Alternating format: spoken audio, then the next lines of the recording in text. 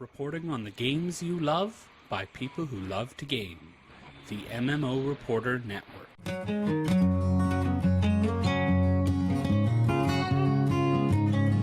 You're listening to The Happy Hearthstone. This show is brought to you by Doghouse Systems, who make some of the most powerful gaming PCs around and have awesome customer service from my own experience. Use the coupon code MMOReporter at doghousesystems.com and get a free 120GB SSD on top of the 1TB hard drive that comes with your system. By Audible, hands down the best audiobook service in the entire universe. Seriously, if you have any sort of commute or just prefer to listen to your books, you've got to check Audible out. Go to audibletrial.com/MMOReporter and get a free 1-month trial and a free audiobook. If you'd like to directly support this show and the nice people who make it, you can find more information at gamediplomat.com/donate. Hello and welcome to episode 53 of the Happy Hearthstone podcast, the longest running Hearthstone podcast in the history of space and time and cards. I'm your host, Josh Augustine, and this week I am joined by Ben, Mysterious Ben. Oh, thank you. Hello. Hey, Josh. Hello. Glad to be here. Yeah, it is good to have you here. Is your first name actually Mysterious? No, it isn't. My first name is Ben, and my last name is Bradford. Okay. Is it at least Benjamin? Oh, or is it just Ben? It is Benjamin, but... So mysterious over there with your half names. Oh, it could have been Reuben. You never know. That's true. Wow, I've never even thought about that. Are all the Bens I know actually Reubens? Oh, maybe. I think we can conclude that they are, every last one of them. Yeah, exactly. All right, so Ben, you are a listener of the show that sent me an email and said you wanted to come on the show and share your priest deck. How long have you been playing Hearthstone? What brought you here? Well, so I started playing Hearthstone in the second week of release. So my best mate told me, you gotta play this card game. It's like Magic, only faster.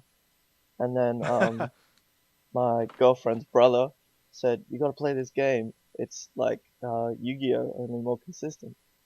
And stuff like that. And so I'm like, okay, 2 people said it, may as well check it out. And I've been playing since then. All right, nice. So were you big into those other card games before Hearthstone? I've played quite a bit of Pokemon in my time. As a kid, they had very pretty pictures just to look at. They did. What was your favorite Pokemon? Oh, favorite Pokemon. It's got to be Gyarados. Yeah. Okay. Just so I don't cool. know them well enough to actually know who that is. But Yeah. some listener somewhere, I'm sure, is fist pumping as they agree with you. That's the way. Yeah, and I played a bit of Yu-Gi-Oh, not a huge amount. Actually, on my DS, I played that. And they released a card game on the DS. Yeah, like every year I consistently. did not know that. Yeah. Wow, that's kind of cool. Yeah, and then I dabbled in Magic, mostly playing Blue and Black, the Steel and Resurrection. Wow, so you're the jerk that nobody wants to play in Magic, is what you're saying. It's like, did you do mill decks too? Oh no, not so much. It was more zombies, like turn 7, double all your numbers and stuff. Okay, that's exciting. All right, that's not as annoying as it could be. I can respect that. Yeah. Cool. So, what are you into in Hearthstone? Are you big into ranked or arena, or what do you play? Right now I'm playing quite a bit of ranked. I play priest exclusively on ranked, which is pretty difficult. Yeah. Do you do that just to be different, or do you just like it so much? Because priest is not considered to be, exceptional at ranked. Yeah. I really like priest, and I like that there isn't many out there, and so it's just fun to be different and seeing if you can catch the meta just as it shifts and slip between the cracks. Yeah. Okay. Do you find people just are not really sure what to do against you, and so that's kind of an advantage? Yeah. So, like, particularly the early game, you have people pretty confused. Yeah, make suboptimal plays. Yeah. Okay, intriguing. I like it. Being mysterious over there again, Ben. Yeah. I'm noticing a trend for sure. Yeah.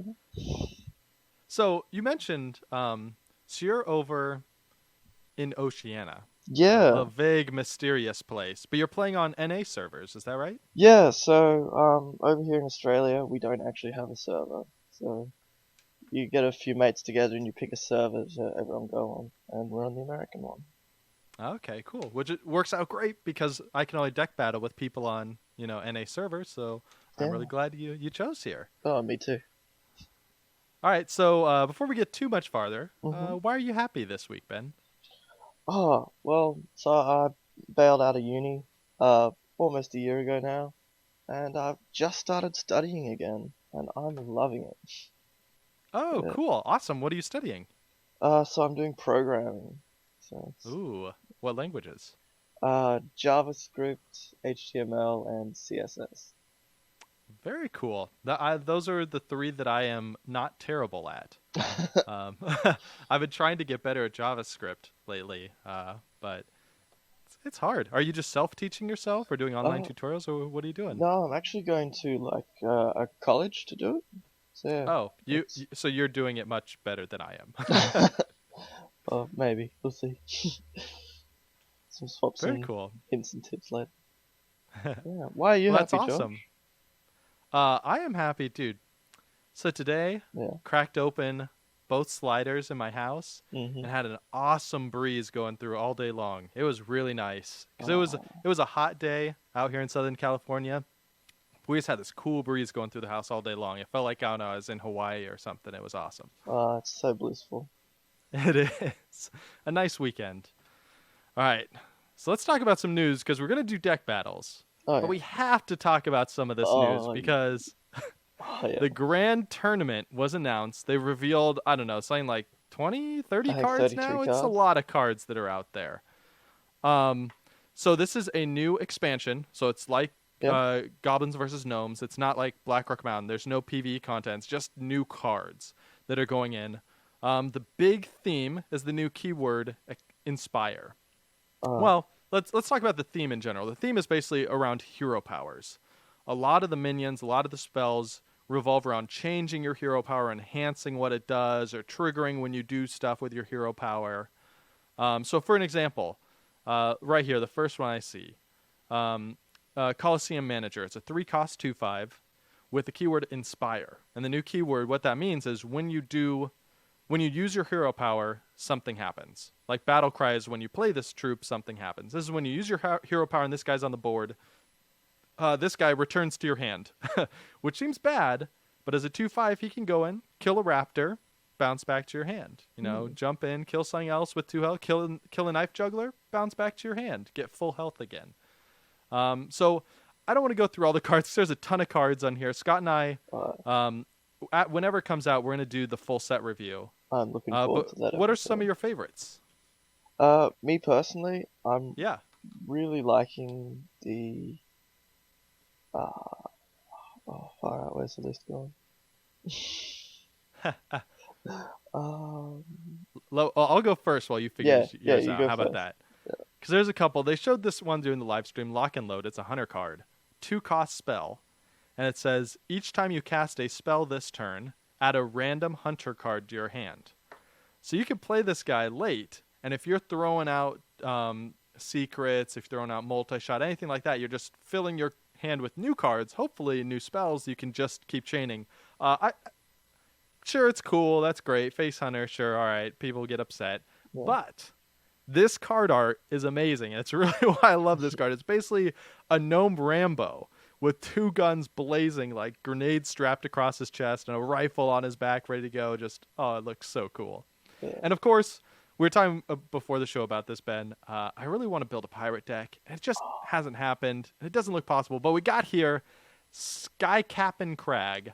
A pirate legendary card. 7 cost for a 4/6. Eek. Not great, but it has charge with like 5 different R's, which is great. And it costs 1 less for each friendly pirate. This just looks like an awesome card. And it might be the card to turn around.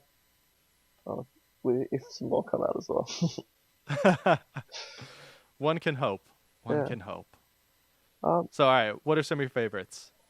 right now, I can't find the names momentarily, but the 3-mana 3/4 sisters. They will Oh fit. yeah, there's the Fiola Lightbane and Edis Darkbane. That's the ones. Yeah. They're going straight into my buff priest deck. Yeah, so let's see. Fiola Lightbane says whenever you target this minion with a spell, gain Divine Shield. Like, Yeah. wow. Toss that in my Paladin deck. Mhm. Awesome. Edis Darkbane says whenever you target this minion with a spell, deal 3 damage to a random enemy. That is brutal. Yeah. And I know with all the 0 and 1 cost, the 1 and 2 cost priest spells, that's just gonna be going off and off and off. Yeah. Oh man. Let's just talk about the Warlock legendary real Oh fast too. yeah. Because this is actually the first time I've seen this card. I missed this one if it came out earlier. Really? Wilfred Fizzlebang, yeah. Oh, it's so good. So, yeah, so if you guys remember, the Warlock hero power is pay 2 mana, pay 2 health, draw a card. This guy is a 6-cost 4/4, sits on the board, and it says cards you draw from your hero power cost 0. 0! So you could be drawing, I don't know, what's the most expensive Warlock spell? Card. Spell. Jiraxis. Oh, Jiraxis. There you go. Yeah. So you could draw Jiraxis. Or Mal'Ganis. Or Mal'Ganis. Pay 0 for it. Like, what? This guy is insane. And then there's another card that allows you to use your hero power twice. Yeah. Yes, that's what a lot of these are. Like here, Maiden of the Lake is your hero power costs 1. It's a minion that has that effect. Another one, you can use it twice. Yeah, there's just a lot of really cool mechanics, including let's save Justicar Trueheart for our card of the week. But that is going to be our big card down there that we're going to talk about that really changes up your hero power, which is crazy. But yeah, so there's a ton of cards. By the time you hear this, there's probably a few more revealed. There's 2 more listed on the site for being revealed. Just kind of they have their card backs there waiting to flip over. But it's coming out sometime in August. They haven't said when yet. But hey, maybe by the time you're hearing this, it'll be out. If not, it'll probably be later in the month, let's be honest. But it's going to be out. You can pre-order now. You get a special card back if that's your thing. It's a pretty cool card back. Yeah. Have you pre-ordered, Ben? I actually have, yeah. Okay, nice. There was a real big rush a few nights ago where it was actually going to come out, apparently. Like, a rumor rushed through the Australia Facebook groups, and so loads of people went out. Wow, and pre-ordered thinking it was right around the corner. Yeah. That is unfortunate. Yeah. Well, so I have pre-ordered it. I paid the Australia tax, which is unfortunate, but I think it's worth it. Yeah, man, these cards look really fun. There's going to be a lot of cool new decks based on, abusing that hero power. It's going to be good. I'm very much like, looking man, forward to it. I got to look at one. Got to say one more card here. Nexus Champion Sarad. The 5-cost 4/5. Whenever you use your hero power, so it's an Inspire effect, add a random spell to your hand. Any spell. Like, could be a different class's spell. Like, what? That's going to be so fun. Yeah, it has so much potential to go wrong, but so much to go right. Yeah, and you got to focus on the good. Focus on the good. That's my life. All right. So any other thoughts on the grand tournament before we move on to our deck battle? I'm really liking the look of the board, actually. Yeah, I forgot to mention that. There's a whole new board coming out. I haven't looked around at it too much, other than I remember them saying during the announcement that there's tons of secrets to be found on it. Yeah. So I haven't looked at any videos of it. I'm just waiting to explore it myself. Yeah, that's cool. It's so it's like a tournament, like a night training ground. If you guys played WoW, it's based on the Argent tournament. But they're calling it the Grand Tournament because it's goofier. Because, like pirates show up, ethereals show up, all this sorts of weird stuff show up. But yeah, so it's going to be based on that. Should be really fun. Hopefully some jousting we can do on the map. That'd be so fun. Yeah. All right. So like I said, we're going to be doing the full review episode sometime in the future with Scott once it's actually out. We don't know when that's going to happen yet, so we'll figure out the date then. But we'll be talking about all the cards then. All right, let's do a deck battle, because that is what we're here for, Ben. We are here to fight. I'm excited. Are you feeling aggressive? Or, yeah, why not? We'll put it, Okay. that wasn't a very aggressive answer. But yeah. I'll allow it. It's mounting. It's more of a train than a race car. Okay. So what you're saying is I really need to insult you more during this pregame to get you really revved up. Oh, yeah, sure. I'm game. Okay. All right. Well, I'm going to toss a few insults into this deck battle summary Ooh, then. So cool. try not to take too offense, but just enough offense that you get angry. Ooh, All right. okay. Yeah. All right. So we do these deck battle episodes once a month. This is where the guest hosts, like Ben, bring on their favorite deck onto the show and break it down for you. They tell you what cards are in it, why they put them there, how it wins, why they like playing it, all that good stuff. Then they do a battle with me in a best of 3 series live on the show. The twist is obviously I'm using the current reigning champion deck of the show. That's the last deck that a guest host has brought onto the show and won with. So right now the defending champion deck is Andrew's Warlock Demon Zoo deck. From 3 months ago now. It has beaten 3 different decks on the show. So it's getting a string going. It's not quite up to the Hunter Beastmaster deck, which was the very first guest host deck we had on the show that lasted, I think, almost like 9 months. It was really Face Hunter before Face Hunter was even a thing. So, I don't know. Warlock Demon Zoo could be the next big deal. If you want details on that deck, you can find it on episode 49. That's when Andrew broke it down, all the cards you can put in, sub-cards if you don't have the legendaries that go in it, all that sort of stuff on GameDiplomat.com. But this week, Ben, I forgot to insult you that whole time. Ben the jerk, has stepped into the ring. I know. Stepped into the stupid ring with his personal stupid favorite deck that he stupidly hopes can dethrone the stupid reigning champion. Whew! Take that, Ben. Oh, I feel the burn, man. I know. It was pretty epic. I'm going to try and start a rap battle next episode, but for now, Ben. Yeah. So you put together a full deck list, right? You listed all the cards. You said why you liked them, explained. I actually haven't read it yet. Do you put strategies and stuff in there too? What else did you put in there? Yeah. And combos and cute little secrets. Oh, secrets. Curse your mystery, Ben. So mysterious. Cool. So all that's on GameDiplomat.com. The full deck list is going to be on there. You can check it out so you can build it too. But why don't you tell us what this deck is about, Ben? So it's a priest deck. And Enough said. All right, let's battle. Let's go. Okay. And as a lot of people, if you've played even a little bit, priest can do a lot of things. It can either go early game or late game, rush or control. And this started out as lots of different versions. So it was a 1-turn kill and then stall at one point. And I've slowly condensed it down into a dragon priest. Yeah, because initially when we talked, and this was, again, like 4 months ago, I think, initially, you pitched it as a Silence Priest deck. Yeah. But now it's a Dragon Priest. Did Silence Priest just not cut it? Yeah, so it was with Fell Reavers and Wailing Souls. It was a lot of fun, and it would destroy, like, every 5 games, it would just win by a landslide, but every other games it would just lose.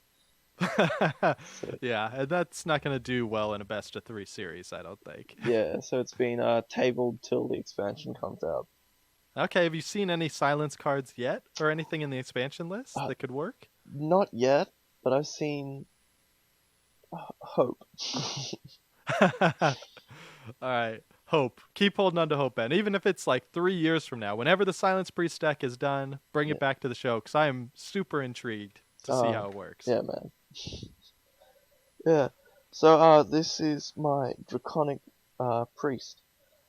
It was about 40 cards, and my mate Tom helped condense it down into the 30.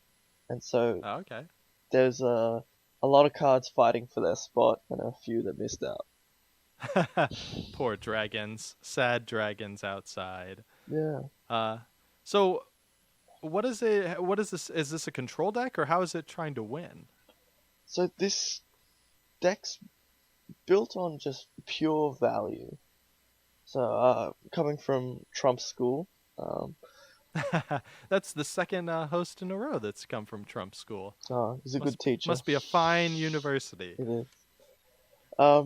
That if you can outvalue your opponent and decide the right time to go face, you'll win.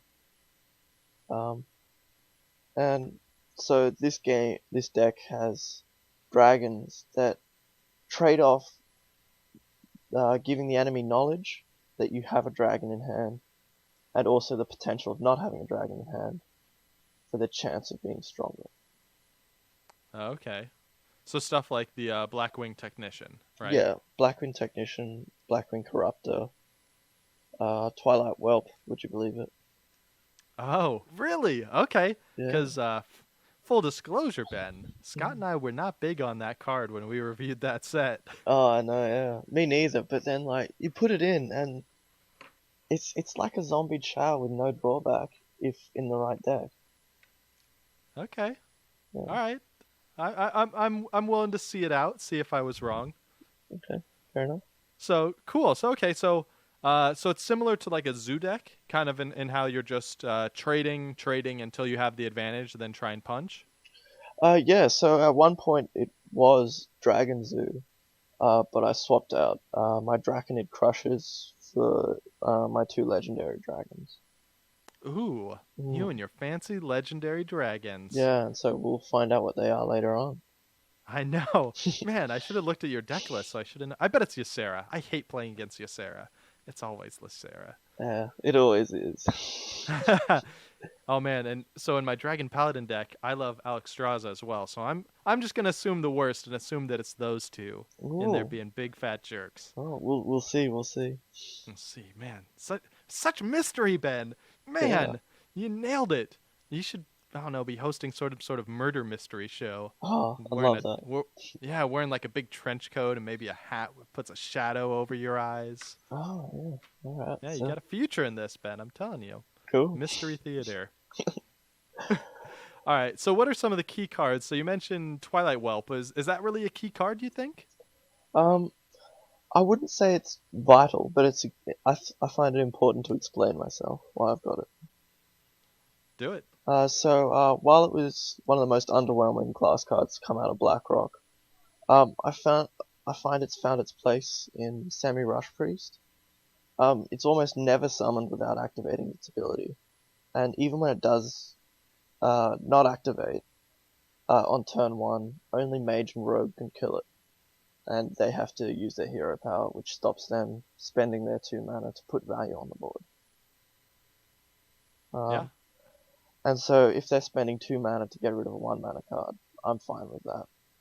And also, if worst comes to worst, it can sit in your hand and activate other Hold Dragon cards, and you can just tack it on at the end of your turn.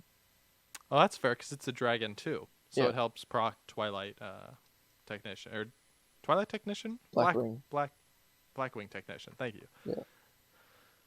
Okay. All right. I could see that because yeah, and like you mentioned, 2/3 for 1 mana. I mean that is solid. Yeah. Okay. So what other things is all of this reliant on kind of those dragon cards that proc if you have a dragon in hand? No, not all of them, actually. But a lot of them are dragon cards, so to speak. Okay.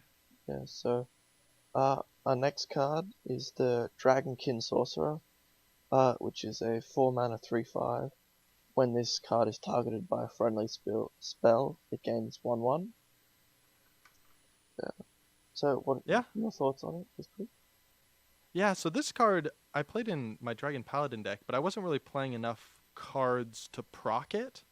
I think the only thing I actually had in there was Blessing of Wisdom. So are you running a lot of buff spells in there too, or is this just here because it's a dragon? Well, this right now is more representing the potential. So in this Okay. deck, I don't have a lot of buff spells. So it was probably my favorite card to come out of BlackRock, and Okay. Wow.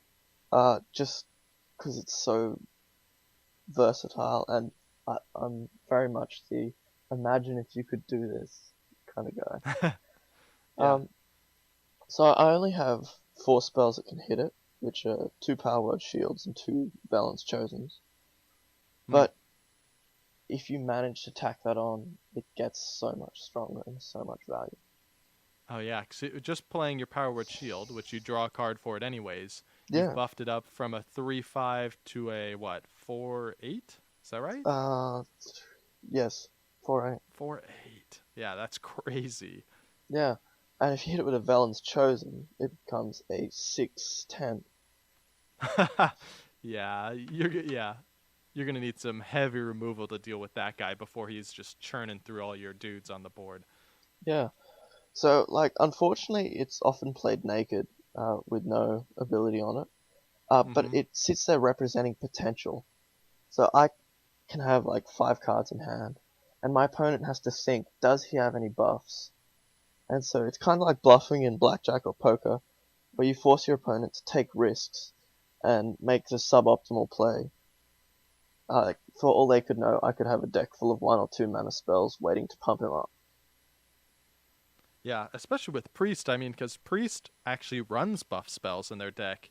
So Yeah, of all the classes, I would be most worried about a Priest putting something on there. So then you're saying like the mage is just gonna fireball it right away because they don't even want to have to worry about it, right? yeah. So mage, I've had it executed, I've had it sheeped, Haha.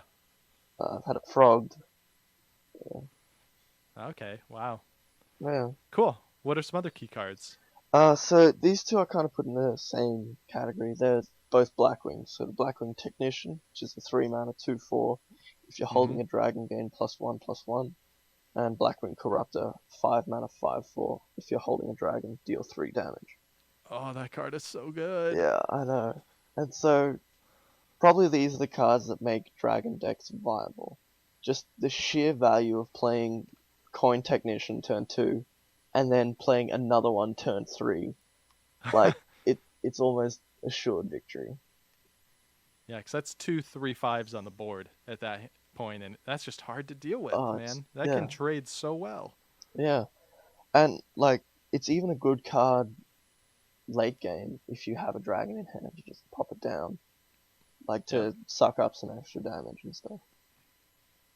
yeah, and of course the Corruptor. I mean, 5 mana, 5/4, deal 3 damage is just incredible. Yeah, I know. Like, so you know Fire Elemental? Yeah, Yeah, so it's a 6 mana 6/5 Shaman card, and I'd say it's the best 6 mana non-legendary card in the game. yeah, I If would it, agree. if And it, this is cheaper. yeah, and like, and it has the same activated ability, and Yeah, yeah, it's so good for mid-game crowd control. And even when it drops unactivated, it's still a sturdy body that won't be killed by 2 or 3 drops and needs to be dealt with because it's 5 face damage. yeah, yeah. All right. Whew, starting to make me nervous about this deck, Ben. Yeah. All right. What else you got? Next we have Ysera. Oh, So, come on. Oh, I should have scrolled down. I could have seen my fate.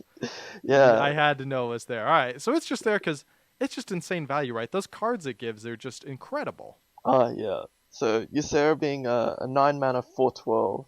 At the end of your turn, gain a dream card. So Which are all just overpowered cards. oh yeah, I go into it. I love it. So Ysera is my favorite legendary dragon. She has so much value. She's on the turn. Her ability is crazy. At the end of your turn, you gain a dream card. So there's 5 different dream cards. There's Hmm. 0 mana dream. Return a minion to its owner's hand. Another 0 mana card, nightmare. Give a minion 5/5 at the start of your next go. Destroy the minion. A 4 mana 7/3 Emerald Drake, which Seven is six seven Emerald six. Drake. Sorry, yeah, Emerald Yeah. Drake. Perfect for the dragon synergy, and it's just so good. Yeah. 4 cost 7/6. Like that should be in Tavern Brawl, not normal mode. Get out of here. Yeah, I know, and it even survives the spell later. Ysera Awakens. What Which is Ysera Awakens? so Ysera Awakens is 2 mana spell. Deal 5 damage to everything except for Ysera. Of course, Ysera gets a pass. Yeah, Oh man, and then I can feel it in my bones already. You're gonna play Ysera all 3 of the games that we play, and it's oh just gonna haunt me. I can feel it. maybe it'll only be 2 games.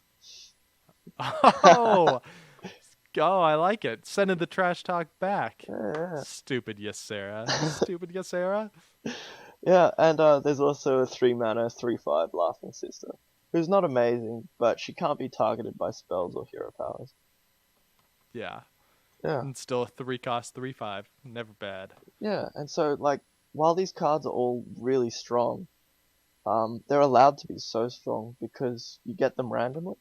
Like you could get 6 dreams back to back or something. Yeah. So in top decking, she will hands down win you the game through sheer value and card advantage. She can't be killed by BGH. Um, and like, have you ever noticed that if you look at the card, she's actually got people hands? Wait, what? Yeah, No way, really? yeah. And so, That's incredibly weird. in my opinion, like that's got to count for something. Like, just gonna creep out your opponent and make him leave? Yeah, Oh, she totally does have people hands. What Yeah. is going on here? yeah. And so once you see it, you can never not see it. Yeah, she's like sitting there plotting with her hands together. That is weird. All right. Yeah. Okay, and I feel like I should just ban her from the show now. I don't want a creepy people hands. fair enough. All right, any other last cards? Yeah, so my last point is another 2 cards together. But hopefully it'll be quick. So it is actually Onyxia, 8 mana, which is 9 mana, 8/8. Battle Cry, fill the board with 1/1 whelps, and Knife Juggler, 2 mana, 3/2. Whenever a minion is summoned, deal 1 random damage to the enemy. So I don't think Onyxia's ever been mentioned on the show. Oh, really? Yeah. Huh. Well, there you go. Yeah. Bring her up. Let's talk about her. Or if she was, it was really in passing. And I think she gets her power from that. Absolutely no one ever expects to see her. That is fair. When they're playing around, there's like, it doesn't even cross their mind. It might be Onyxia in that hand. Yeah, exactly. Like you hold the BGH for Rag or Deathwing, or Deathwing's even more popular than her. Yeah. Yeah. And so Okay, so do you think that's wrong? Do you think she's stronger than that? honestly, I don't think she is, but she gets the power from not being expected. Okay. So So that's why you're playing her, is because people don't expect it? That doesn't seem like a good strategy. I'm going to be honest, Ben. yeah. Well, like if I was just doing that, it probably wouldn't. But there's a few really nice combos in there. Okay, like what you got? Are you going to share your combos, or are you holding on to Oh yeah, I will. Don't worry. Hopefully you'll see them as well. Okay, so if she's hit by Empress Thurizen's power once, or her or the juggler, on turn 10, you can summon an 8/8, a 3/5, 5/1/1s, and deal 6 random damage to the face. Okay, that sounds pretty oppressive. Yeah. Yeah. And so while they're pretty flimsy, just 1/1s, if like they're holding any kind of board clear, like they'll knock you back to just the 8/8 and the juggler, and usually the juggler will die. But it's like really good presence, and they're all targets for your buff spells as well. Yeah, I mean, one thing I learned from playing Demon Warlock is those 1/1s add up. I mean, because a lot of times they don't think they have to deal with them, but if there's 3 on the board, that's 3 face damage every turn. I mean, that goes fast. Yeah, exactly. And now I got another picture for you to imagine. Okay. So imagine hitting, like Thurizen hits, say, 2 jugglers. And so You're a madman. I know. And so you have an 8/8, 2 3/2s, 4 1/1s, and I think 15 odd face damage. Might be a little bit less. Wow. But yeah.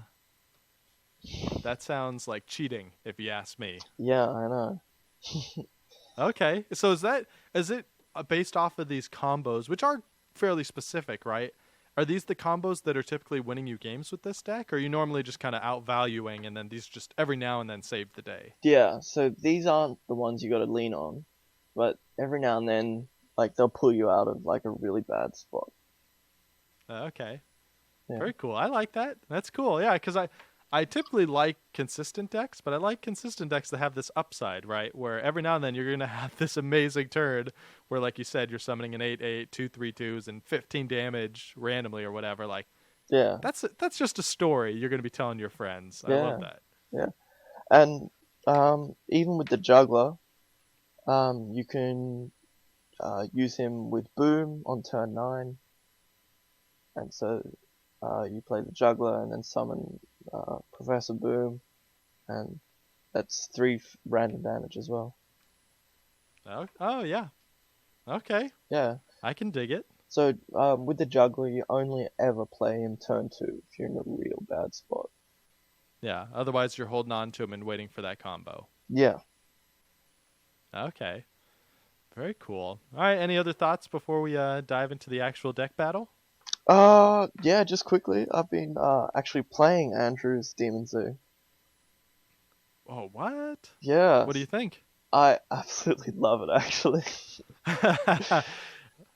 Did you custom tailor your deck to beat Andrew's Demon Zoo deck?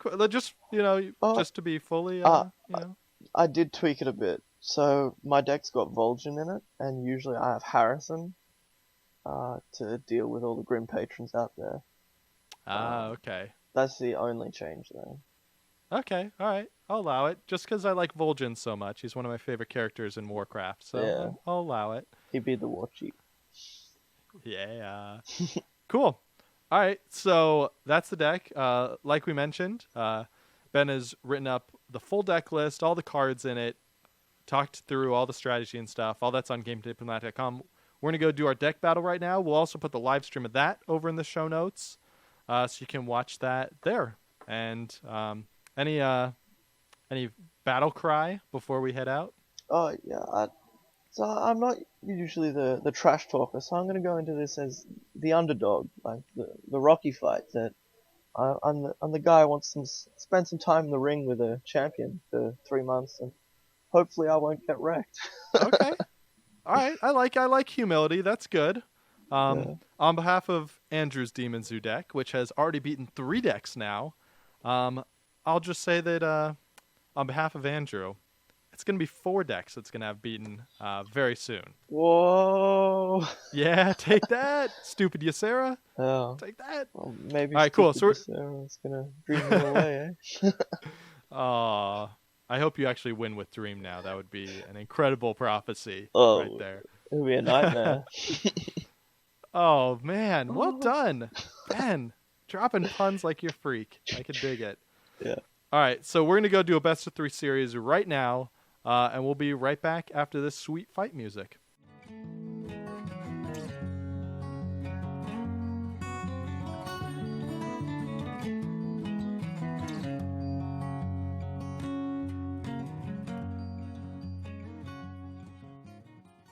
All right, we are back, and let me summarize that series in one word for you, Ben. Yeah, go on. Phew. Man, that was close. Oh, yeah. Man, so Andrew's Demon Warlock Zoo deck won again. He's now beaten 4 decks, but that was the closest challenge he has had yet. I was nervous that whole time. Yeah. Yeah, so Ben, let's talk about that first game. Okay. You wrecked face. What happened? Yeah, so I forgot to mention that this deck is actually built off a zoo deck. So if you get the right cards, you can outrush a hunter. Yeah, like I didn't know what was happening. That was out of control. Yeah, so so it felt like from my side that you were getting like the perfect cards. Was that kind of a perfect game for that deck? yeah, so that's a perfect storm. Like you don't even touch an Ixia. Yeah. Yeah, because I think you killed me by like turn 6 or 7. Like it was turn over. 10 because I. Oh, it no, was no, okay. No, it was turn 9 because I played the cheap Ysera and finished off turn 9. Oh, you're right. You did. I think the game felt like it was over after turn 4, though, for me. Like, because I was down to 10 health. It felt like immediately. I couldn't even stabilize the board. I was throwing out taunts left and right, and I couldn't keep you off my back. Do you have Mal'Ganis?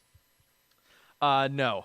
So I do not have Mal'Ganis. I was playing around him the whole time, and then when the Storm Wind champion came out, I was like, what on earth is that replacing? That replaced Mal'Ganis. Okay. That is what it did. Yeah, I did not have Mal'Ganis, and I'm low on dust right now, so I could not craft one. Yeah, fair enough. But so let's talk about your deck, because So let me try and remember the turns. Yeah. Northshire Cleric turn 1. Mm. Perfect. Turn 2 was the what's the 3/2 that can't be hit by spells? Fairy Dragon. Fairy Dragon. Turn 3 was Velen's Chosen onto Northshire Cleric. No, turn 3 was Blackwing Technician. Oh, Blackwing Technician. Yeah. And then next time it was Velen's Chosen and another Northshire Cleric. Yeah. Oh my! Like at that point, because that makes your Northshire Cleric a 3/7. Yeah. Which I was kind of confiding in my stream ahead of time. I didn't want to tell it to you ahead of time. Yeah. But I was worried about your minions with high health. Yeah. Because the one thing that deck is missing, my deck, is like hard removal. Like it's not even running Siphon Soul or anything. Like if I can't kill it with a minion, I just can't kill it. Yeah. So I didn't power up anything else with the Velens because I didn't want you killing your Void Caller with it. Oh So yeah, man! suiciding the Void Caller.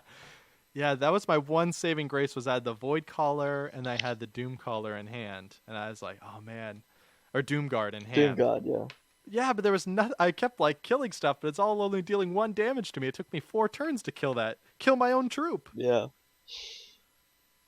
So yeah, so that was out of control. And I do have to say, I was actually pretty impressed with the Twilight Drake. Yeah. It came down a lot of times when I had like Knife Juggler on the board or something. That guy dropped down. I was like, oh man, like that thing's gonna kill me. It's gonna kill my dude. The Twilight Whelps. Twilight Whelps. Yeah. Sorry. Yeah, all good. Yeah, the card that I was kind of talking trash on. Scott and I both, but I mean, in this deck, it works, man. It works. So yeah. Oh, that second game, so close. Yeah. So the second game was intense. So the second game, I got a decent starting hand. Seemed like you got a decent starting hand. Oh, ish. We were just. I had to ditch my whole hand. You did. Yeah. So what did you end up getting? I got a Knife Juggler, Shadow Madness, and something else. And so I was holding Shadow Madness to kill your Juggler. Dude, your Shadow Madnesses were insane value this game. That's one of those cards that I love, but I don't see played very often. That was you got like a 3 or 4 for 1. Yeah, in the full deck write-up, I put a big spot on it. Yeah, I was really impressed by the value of that card.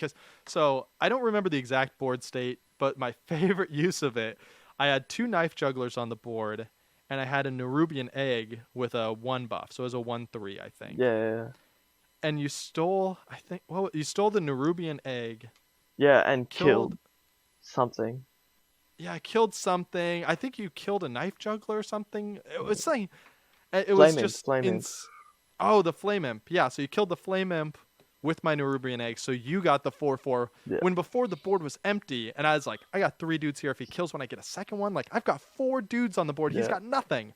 And then all of a sudden it was like, oh, I have 2 guys, and he has a 4/4. I'm going to have to trade both my guys into his 4/4. Like, oh my goodness. Yeah. So I was pretty impressed with your deck, Ben, because full disclosure, I went into it thinking that Warlock Demon Zoo was just going to kind of stomp on it. I was okay, I got this game. But man, that first game put the fear of God into me. and then the second game, I got really good cards, I think, and I kind of snowballed out of control. But the second game, man, I was biting nails the whole time. Yeah. Oh, it's a lot of fun. Yeah, so how often in your wins are you finding that you're getting those steamroll wins? I have kind of tracked the win rate, and it's a little bit more than 50%. And of those, I would say, of those, like 55%, odd, maybe 40% of them, like you get the perfect storm, and it's over before turn 10. Okay, wow. So it's not uncommon then. Yeah, it's not, just because there's so many bits and pieces that work. So as Day 9 it's kind of what it felt like. if your whole deck's combo, you're bound to draw part of it. I got a little grumpy in my live stream during that first game. Yeah. But at first I was thinking like, man, this guy's getting the luckiest draws. But I think actually one of the strengths of the deck is that it has so many good cards that there's a lot of in each scenario there's a lot of cards in your deck that could be considered the perfect play there. Yeah, so it's really versatile, I find. Yeah.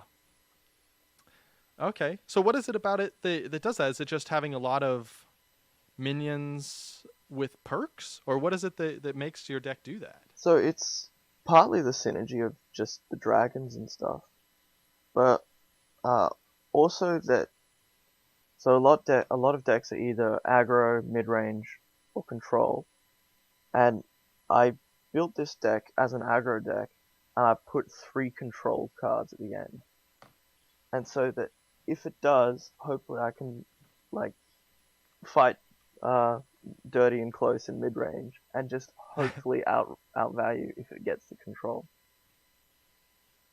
Yeah. I mean, because I'm telling you, every time I was playing against you, I knew I had to win fast, or else that Ysera was going to start dropping and start giving you those crazy 7/6s, right? Like, Yeah. I knew that there was a timer on the game because I didn't have an equivalent to that. Yeah, I had Ysera in hand in every deck, in every game. Wow. Yeah. See, it was the prophecy. You called it. I know. Ysera was just there taunting me. Oh, if it was 5 games, I would have won. There you go. Man, yeah, it was close games though. I was really surprised. So you said there that if it's 5, you think it would have won. Do you think the deck kind of underperformed in this series? No, it does have a leaning. It's better against Patron Warrior and Handlock, just because that's the meta right now, and that's what I built it to fight against. But I don't think it underperformed. I did get bad draw in the second game, which is a bit unfortunate. But sometimes it just whiffs, and you just got to play with the game like that. Yeah. So I mean, even though it lost in this, it sounds like it's pretty good against the meta deck. So people should still build this and try it out. Yeah, and it's just a lot of fun. Like, yes. You can play Face Hunter, where you know exactly what cards you're gonna play before you draw your hand. But this deck, you gotta think a bit, but you don't need to be crunching numbers like Warrior. Yeah. So you mentioned earlier that you like to play ranked on Saturday nights because you face drunk people. Yeah. Would you say that this is a drunk-friendly deck? No. Okay. So it's not quite that easy. You still have to do some thinking. Yeah. You could have a few drinks and have some fun with it. Don't know how good you'd go. That's fair. So how high up the rank ladder have you gone with this deck? This deck peaked at 9 last season, and 10 the 2 before it. Okay, so that's pretty solid. Yeah. And that's just because I just couldn't spend more time playing. Yeah, I understand that, man. Frid, oh man, I was watching him grind ranked this weekend. So he was on the show, I don't know, like 5 episodes ago, I think. He's the shaman, wasn't he? Yeah. Yeah. The mech shaman deck, yeah, I think. And so I was watching him grind legendary this week, and I saw him dropping from I think the lowest I saw was 173, and then he'd lose a game and go up to 210, and then win a game and go to 180. And I watched him play for an hour. Yeah. And it's just my nerves could not handle the stress of that, of constantly going up and down and fighting for that top spot. It's crazy. Yeah. I was house sitting with a mate, and we just played Hearthstone all night, and we'd find that we can play for maybe 2 and a bit hours, and we've just moved up 4 stars or something. Yeah, yeah. At some point, the return on your time investment is just not that good. Yeah. All right. So, any other thoughts on your deck before we kind of move on? I thought it was actually surprisingly strong. I'm definitely going to try because, like I've mentioned a few times, Dragon Paladin is one of my favorite decks, and Dragon Priest looks cool. Yeah. Did you see the Golden Priest coming? Yeah, dude, that was so good. I could. It was the first thing I noticed when even before I looked at my card, I saw it in the background. I was like, "Oh, he's Golden Priest." Oh man, Yeah. that was awesome. So, congrats on that. That looks awesome. Yeah, thank you. It's my first golden. It's a lot of fun. Ah, okay, very cool. Yeah, I don't think I have any yet. You're beating me. I got to catch up. So cool. Any other thoughts on your deck before we close it out? Um, I don't know. I just think people should give it a go. It's a lot of fun. Okay, yeah. So again, we're gonna have the full deck list on GameDiplomat.com, where Ben has written up a ton of tips and strategies, and like you said, promoting Shadow Madness up Yeah. in there, letting you guys know how good that is. So definitely check that out. I'm definitely gonna be building this deck. It looks really fun. Yeah. But for now, let's jump into the community section then, because we got a lot of stuff to go through, which is Oh, exciting. yeah. Yep. Cool. So Tom Briscoe wrote in and asked, or said, "Hey, hello, happy one." Thank you. He's talking about me, Ben. He would have said, "Hail, oh mysterious one," if he was Oh. talking to you. It's okay. He says, "I've got 2 cents to chip in on what cards to dust," which is a topic we talked about on last show. Says it's generally a good idea not to dust anything but duplicates and gold cards, if you know you'll never want to craft it. However, he says, I believe there are some cards that you won't ever need 2 of. For example, I've dusted my second Doomhammer and Gorehowl weapons. I simply don't see when I'll have a deck that have 2 of such cards. And he says, so Tom says, so when you pick a Dust of the Week idea again, I'd ask, are there any cards you'd never need more than 1 of, and happily dust the second copy? So this is an intriguing question. Do you have any off the top of your head, Ben, that you're just like, I know I never want 2 of those? Particularly Gorehowl. I dusted my second one, as he said, Tom. Yeah. I was thinking about it when I read the question before the show. And Pyroblast is one of them. Oh, okay. Yeah. See, it's hard for me to say never now that we have Tavern Brawl. When it's like, because in the mode where it's like you start with 10 mana. Yep. I would probably run 2 Pyroblasts. Like, that'd be fun. Like, and even stuff like Mind Control, I normally don't, but in that mode, Tavern Brawl, I totally did. Yeah, Mind Control can't dust, so. Oh, that's true. Okay, you got me there. Yeah. And I still run 2 Mind Controls as well. Oh, really? Oh, it's so much fun. No one sees the second one coming. Oh, man. Yeah, nobody sees that coming. The other thing I can think of is something maybe like Vanish for rogues. I don't think you can dust that either. Oh, really? That's not dustable? Man, I got nothing then. Yeah. I was just thinking of cards. I forgot to check if they could be dusted. What a fool I was. Fair enough. Yeah, I don't know. Because at that point, I would just start picking cards that I don't like. And yeah. Hungry Crab, I dusted both of mine. Really? Yeah. Do you just refuse to play a Murloc deck? I will eventually. I just always seem to pull them again and again. I had 4 at one point. Okay. Yeah. All right. Yeah. I mean, I got nothing then. Man, I should have checked if I could dust it first. I would just go and buy cards. Yeah, I'm scrolling through here now. I mean, there's some cards I just don't like No Morgan Infantry, but I wouldn't just dust a second one. Yeah. Yeah. All right. I'm not a big duster anyways. We're going to talk about this in the future show that's all about dusting. Oh, cool. But I don't, especially like I mentioned with Tavern Brawl, like I have 2 Lore Walker Chos. One's gold, one's not. I'm holding on to both of them. Oh, Who yeah. knows? I could see a Tavern Brawl someday lifting the restriction on legendaries or something. Like, sure, I would love that. Yeah, Would be prepared. with dusting, I went through a phase where I just dusted all my Druid cards because I don't play Druids. But That is pure madness. Yeah. Man. Pure madness. Because with all the expansion cards coming out, what if there's an awesome Druid card that you're like, man, I want to play Druid. Oh, no. yeah, well, I could just slowly build it back up. Okay, that's fair. All right. So was this in a fit of rage when you were on a losing streak with Druid? You're like, I never want to play this again. Or do you just not like the class? I don't particularly find it fun. And I was wanting Vol'jin. Oh yeah. And so I dusted not any legendaries, maybe 2 epics and a few rares. Okay. I respect Vol'jin, so I approve of your actions. Makes All it right, worth let's it. look at the iTunes review because we're going to be talking about dusting again soon in another show. Yeah, all good. Wyvern Calix says, "Great Hearthstone podcast. Great podcast that is easy to follow while driving. Hi, Wyvern. I hope you're driving right now. If you are, better be going the speed limit, buddy. We're watching." He says, "I love listening to the deck challenges. Oh, like this episode, you probably loved it. For ideas and information for playing and creating my own decks. Thanks for the great podcast."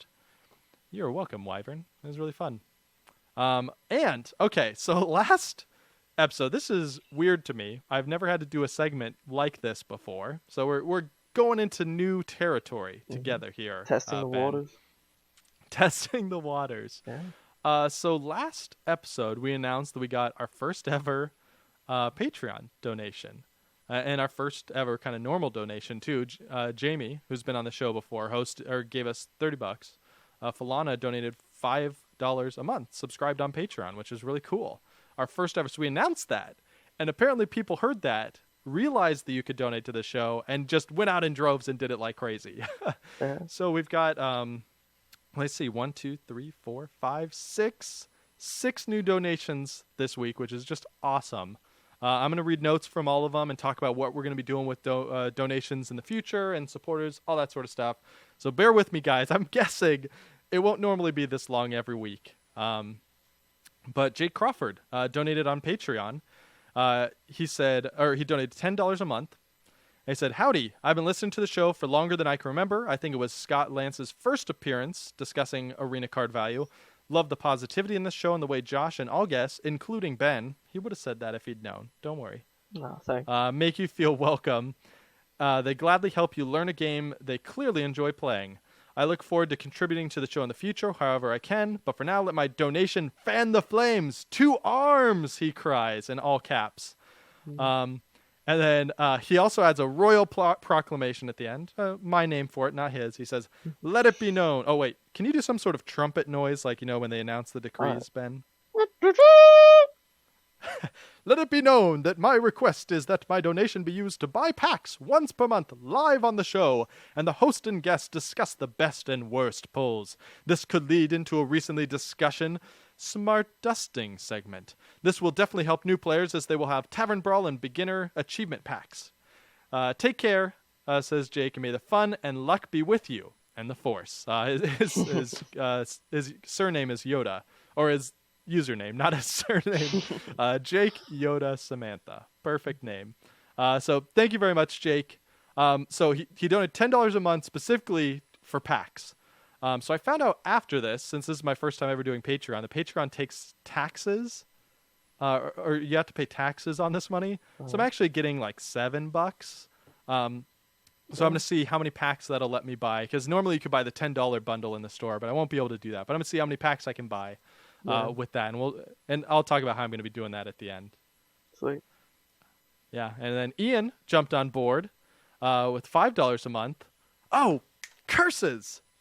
He had a demand. Hold on, Ben. Wait 1 second. I will. Okay. All right. Ian demanded I take a swig from this World of Warcraft mug, and then shout a battle cry to earn this donation. Here we go.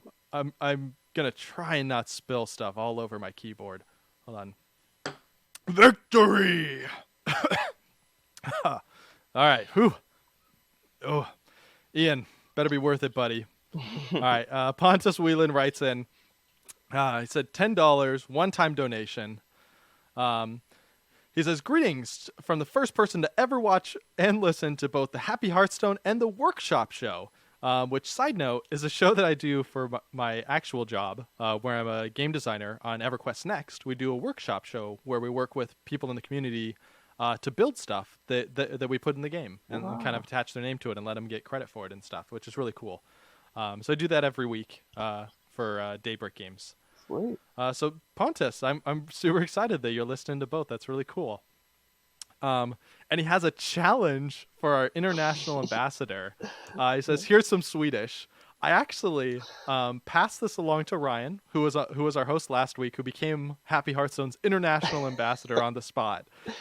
He's done a recording where he explains my concerns about it, because there's a word at the end that looks a little sketchy. So I sent my concerns with him as well to make sure he wasn't slandering my good name. And then, so Ryan recorded like a 30-second segment at the end where he reads it, explains it, does his international ambassador thing. There's also music involved. Oh, I'm going to play it at the end of the show after our normal credits. sweet. So definitely check that out. Pontus Whelan, thank you very much for sending that in, making Ryan earn his keep as international ambassador. Leon Chen donated $1 a month through Patreon. He sent a really nice note along. He sent in a few ideas as well for things he wants covered on the show, or that we could cover on the show. How to handle tilt when you get on a losing streak. How do you break it, right? Yeah. Mulligans, how to choose which card. Do you have advice for how to handle tilt right now? Yeah, I do actually. All right, throw it out. So I find that if I'm on tilt, just sit up, go for maybe a short walk, get something to eat, and just sit down and realize that when it all comes down to it, if you're not having fun, play something else for a bit. Yeah, I think that is excellent advice. It can do wonders. Just take a break, play a different game, do something else entirely, kind of get in a good mindset again. Yeah. Because you just aren't making good choices when you're stressed out and not having fun. Yeah. All right, good. He wants to know about mulligans too. Do you have any quick advice for how to deal with, knowing which cards to send back and which ones to keep? Yeah, I do actually as well.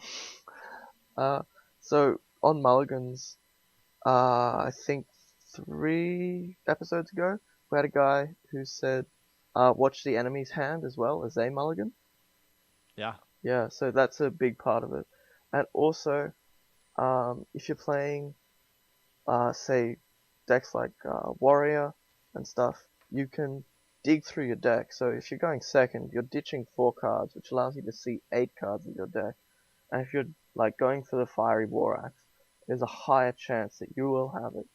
So if you're fighting against the Warrior and you see they ditch 4 cards, there's a really high chance that they have a Fiery War Axe. So you might not want to play your Northshire or your Knife Juggler on turn 1 or 2. Oh, interesting. Yeah. Very good call. Yeah. I hadn't even thought about that. Yeah, because at that point, he's almost gone through a third of his deck. Yeah, so same with Mages as well, with Frostbolts.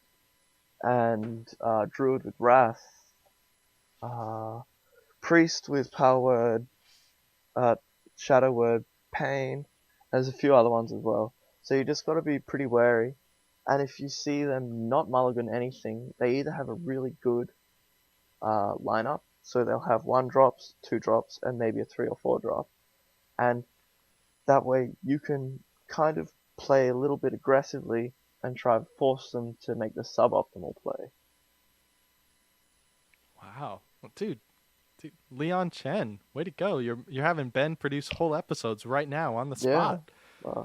I love it. So he also asked about combo hunting. You kind of covered that with the Warrior, throwing back all the cards. Yeah. How to play popular meta decks, and Grim Patron, which we'll probably be doing a whole episode on hopefully soon. I'm hoping we can get someone to bring it onto the show. Yeah, look forward to it.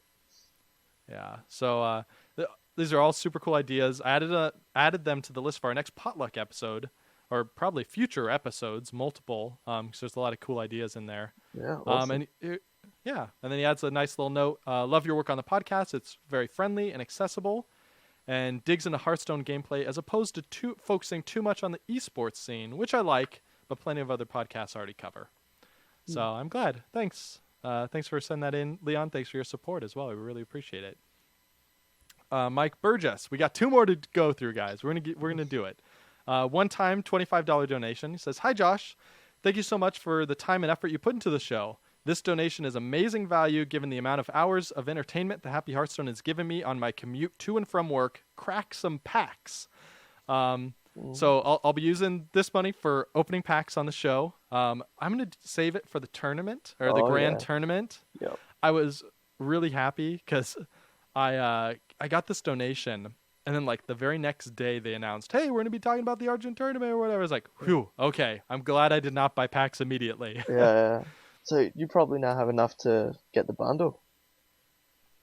Oh yeah, maybe if I pool in some of Jake Crawford's money. Yeah, could open those packs. That's actually that's a pretty good idea. I Yeah. hadn't even thought about And you that. get a pretty card back. Yeah. Although to be fair, I haven't figured out Patreon yet because I haven't actually gotten any money from that. So I'm trying to figure out like how I actually get money because I went and it said these people pledged, but I went into like my balance and it says $0. So I'm trying to figure out how this works. I'm hoping like I can somehow get this money and buy packs with it. So I'm trying to figure that out. Okay. But the ones I think Mike Burgess just sent money directly, so that was super valuable because that's just the way I like it, right? I get the money, don't have to worry about Patreon. I can spend it directly on Hearthstone. Awesome. All right, last one, Andrew, one-time $25 donation, just like my Mike Burgess, the magic number. Boom. That's 50. That's 50. That's true. Andrew, here's a nice note he sent in. It says, "Hey Josh, my name is Andrew. I love your show." Hi Andrew, my name is Josh. I love your show. He said, "I donated to to show my appreciation and how much the Happy Hearthstone means to me. On the days I drive to university, I always have one of your podcasts ready to go because it takes me about an hour to an hour and a half to get there, and it's the perfect company for me. I've been playing Hearthstone since the beta. Really enjoy the game. I've been to 2 fireside events, but there isn't too much happening in the Hearthstone community where I live, which is not uncommon. If you're not living in like a big metropolitan area, it's really hard to find fireside events going on near you. So he's looking for different ways to get involved in the Hearthstone scene. Listening to your podcast this morning with Andrew and his Demon Zoo deck. Woot! Yeah. Demon Zoo deck hype. 4 wins in a row. Unstoppable. Hail the king. Spark. Sorry, Ben. I should have asked you to put earmuffs on because that wasn't directed at you. It was directed at Andrew, who is hopefully listening. I was just boosting his ego. I'm sorry, Ben. Please don't cry. It's the Happy Hearthstone. All right. It sparked a thought in my mind. In case you're wondering, no, I don't listen to your episodes in order, which is actually something that a lot of people have written in to say that they don't listen in order, which is great. I love that the shows can be listened out of order. Yeah. Andrew says, "I was wondering if you would like me to join you on the show one time. I'm not really sure if you have any type of requirements, or you don't let just anyone come on the show." I mean, Ben is here, so I think this is proof, right? Yeah, anyone who could let on. Anyway, I was thinking maybe we could talk about it. By no means, I'm not a professional player, but I love Blizzard games. I was very big on WoW, Diablo, now Hearthstone. I'm sure I would have an interesting deck to share with you and the people. You seem like a great guy and would like to help out any way I can. Hope to hear back from you, Andrew.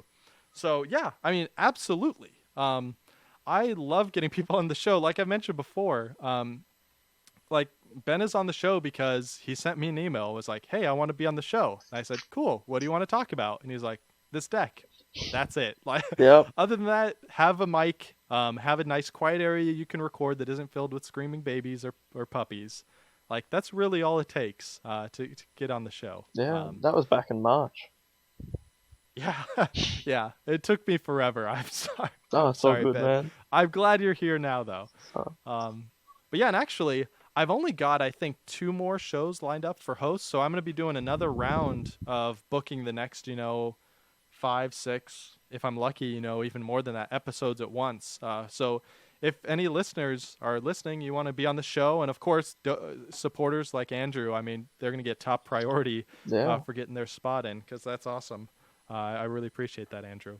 So, quick note, Amazon gift card, which is my favorite donation, by the way, has one downside, which is there's no way for me to actually email you back. So I think Mike Burgess sent that note in it, and I didn't have a way to message him back. So if you do send in a gift card like that, just send me an email as well, just to say hi, so I can say thanks directly, and we can talk about what you want on the show and all that sort of good stuff. Phew. All right, we got through the donations. One final note. So a lot of people, or not a lot, but a few people have wrote in and specified that they wanted their money spent on pack opening specifically. So we're going to start adding a new segment to the show called The Great Dusting. It's a temporary name. We might come with something better. The Grand Dusting? Ooh, the Grand Dusting. Ooh, it fits the tournament theme. Ben, you're hired. Yeah. The Grand Dusting. Sponsored by Ben. It's in the show notes. It is. It's official. So this is what once a month the first episode of each month. So not this episode because I haven't actually figured out how to get any of the money that Patreon supposedly is going to send me. But usually the first episode of each month, we're going to do a live stream before the show where I'm going to open all the packs that were donated, basically take all the money, figure out how many packs I could buy, open all those packs. And as I open the packs, announce who donated which pack. So we'd be like, hey, this is the pack from Jake, right? Let's see. Oh, we got the legendary. Jake gave us the legendary, stuff like that, which I think is going to be pretty fun. The live stream is going to get posted on the show notes. It's also going to list all the cards that we got from each donor in the show notes as well down there. So the sponsors can see what's going on and know what they're donating each week. And then on the show, we're going to take that list of cards, and the host and I are going to each pick one card to keep and one card to dust. We're not actually going to dust any cards, but just as a thought exercise to help people kind of learn what cards are good, which cards are bad, and if they're facing a similar choice in their own library, just to get our opinions. What do you think, Ben? Because I'm still figuring out if this is going to be a good format. Yeah, what do you think? I'm so excited for that. Yeah. Really? Yeah. Okay, cool. Nice. As a long-time listener and fan of the show, I'm really looking forward to that. Oh man, that's really good. I'm really glad to hear that. I wasn't sure if people would think it was like too boring or something. I don't know. I'm really glad to hear that. Yeah, sounds really good actually. Cool. So hopefully if I can figure out how Patreon works, and hey, if any listeners know how to make that work, feel free to contact me. Hopefully before next episode in 2 weeks, we'll be doing that. And we'll be announcing the packs that Jake and Mike sent in specifically, wanted us to open packs. Hopefully if the grand tournament's out by then, and any new donations that come in by then for packs. We'll do that too. All right. Let's talk about Card of the Week. For those wonderful people that hung in through the longest donation segment of all time.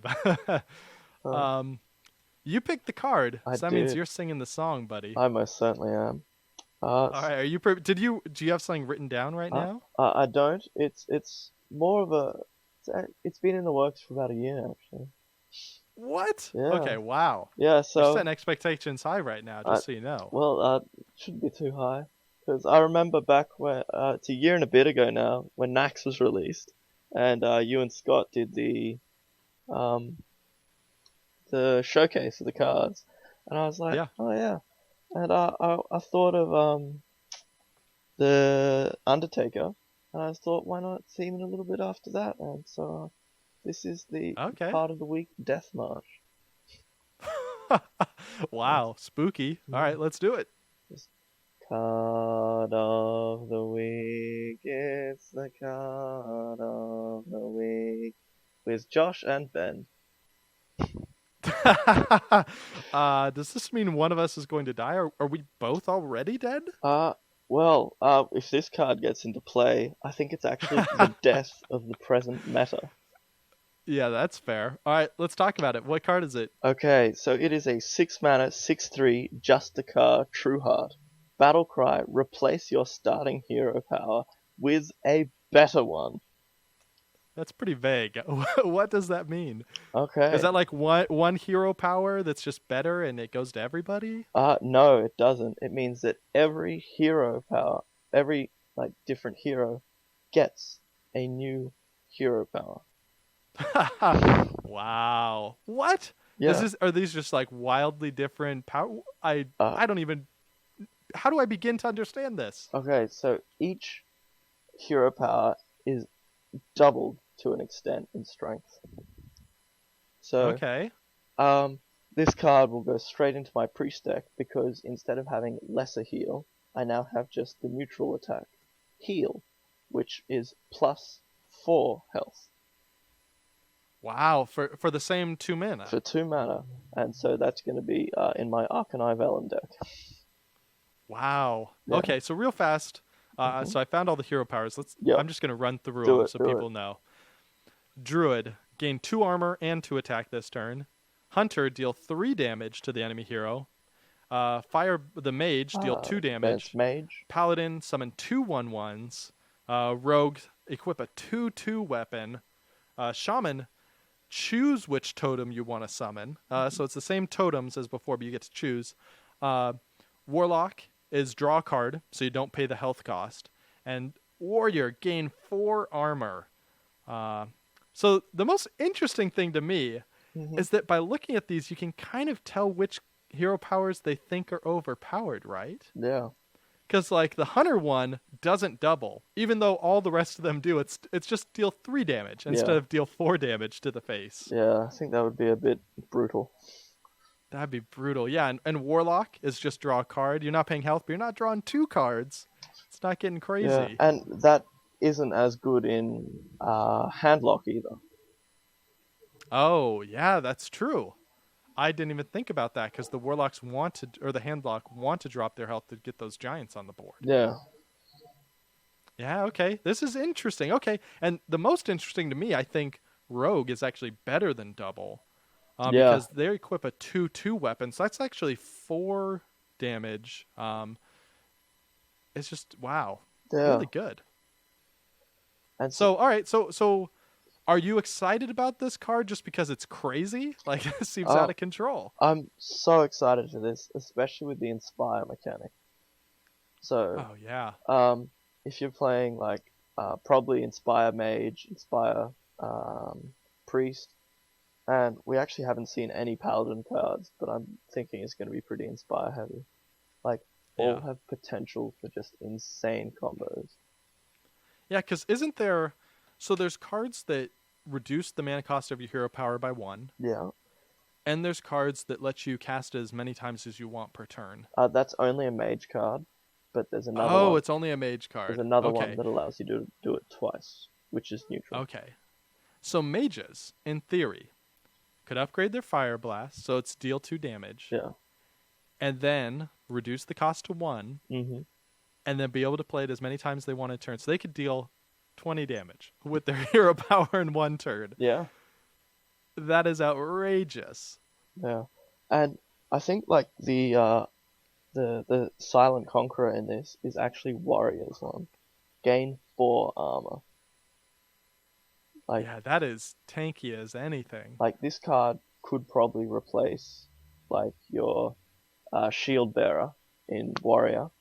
So instead of 5 mana, 5/5, gain 5 armor. You play this turn 6, and whenever you've got a bit spare, just gain 4 armor.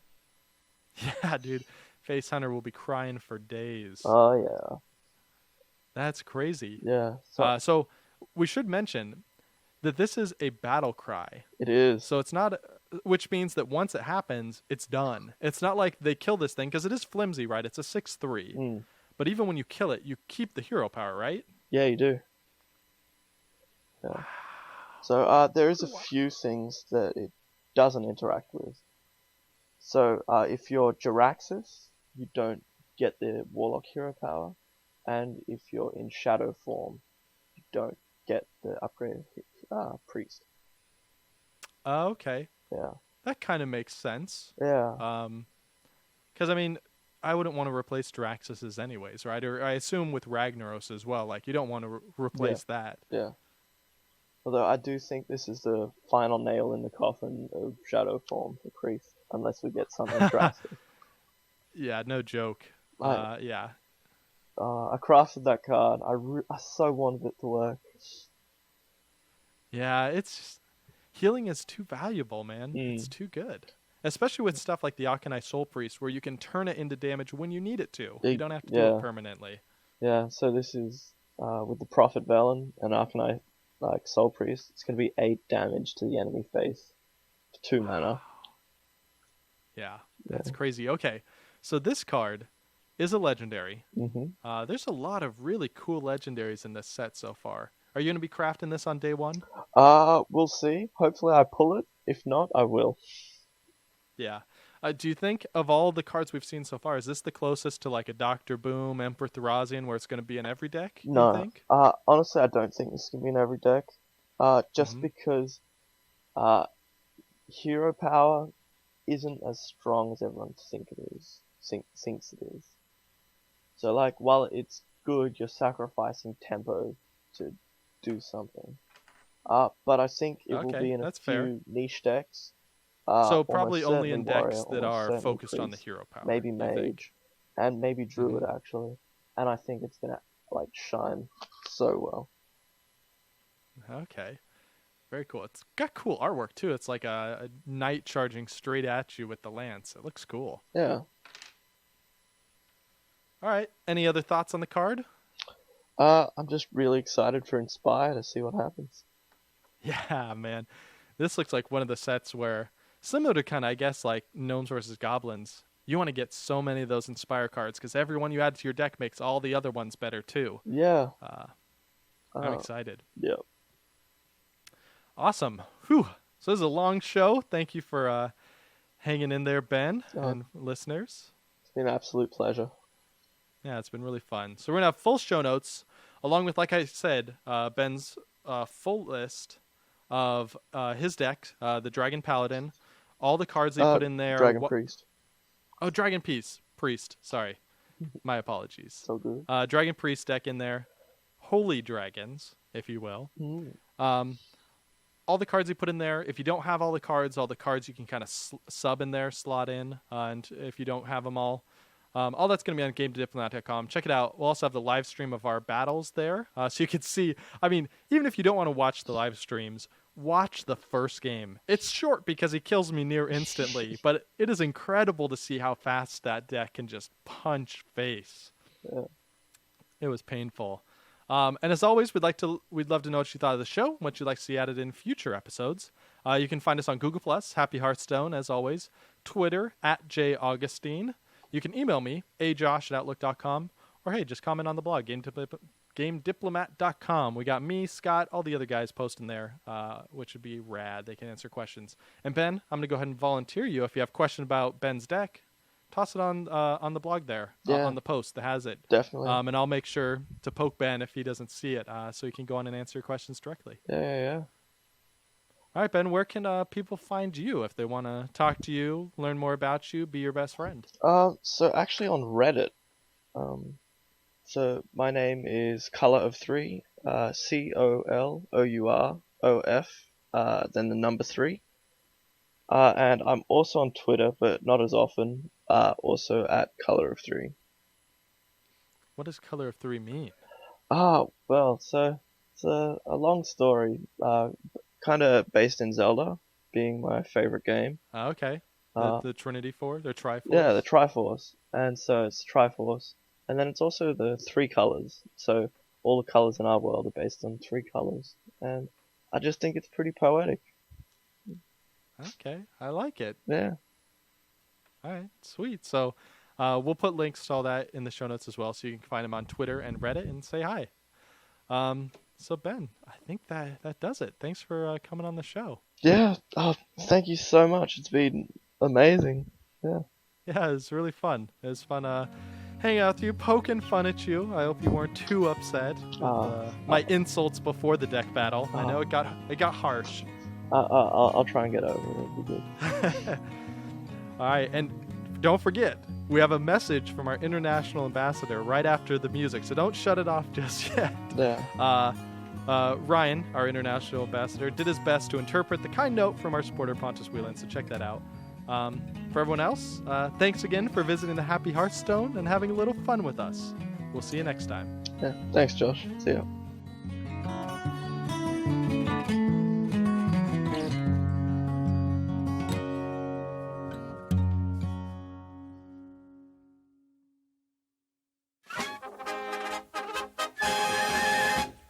Greetings, Happy Hearthstonians. As you may know, I have been appointed the International Ambassador by our dear leader, Josh. We recently received a message from a Swedish listener apparently calling Josh a slut. It falls upon me in my official capacity to determine whether or not this is true. Please forgive me, this is my first attempt at Swedish. He writes, Riktigt bra podcast. Alltid bra tips på Herman blir en bättre spelare. Tack Josh, hoppas det aldrig tar slut. It turns out that though slut and schlut are spelled the same, they are not the same word. Roughly translated, he said, really good podcast, always good advice on how to become a better player. Thanks, Josh. Hope it never ends. Kind words from an international fan. This is your international ambassador, over and out.